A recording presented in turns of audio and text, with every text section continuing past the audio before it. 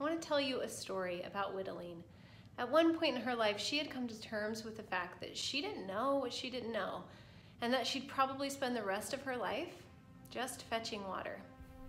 As a young girl, she would walk to the well and fill heavy buckets that would later be used for showers and laundry and cooking. And some would stop her to say hello, but not everybody, because not everybody knew her. But at the same time, everybody knew her, because Wideline's story was everyone's story, a story of hardship and hunger and lack. If you never see what's possible, how can you know that it even is? It's kind of like having a bookshelf full of the only letters A through L encyclopedias and not even know that there's more to the alphabet. You wouldn't know that you're missing 14 volumes of information, and you wouldn't go searching for it unless someone told you you were missing it.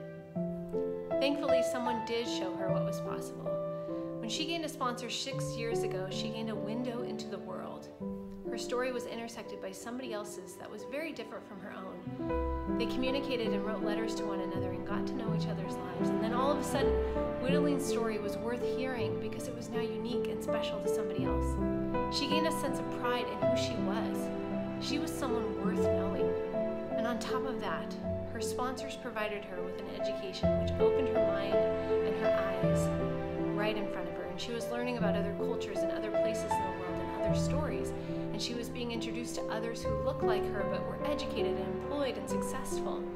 Now her hunger wasn't just for food, but for more, a life that was better for herself and for others around her. Now fast forward 6 years and you'll find Wideline in college, studying to be a nurse.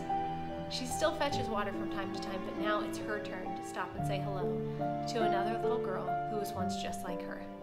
And because her story is different now, she's allowing other little girls to see that their own story can be different too. You have a story, and your story, when shared, has the power to let another little girl or boy, just like Wideline, see what's possible for growth, for healing, for themselves and others.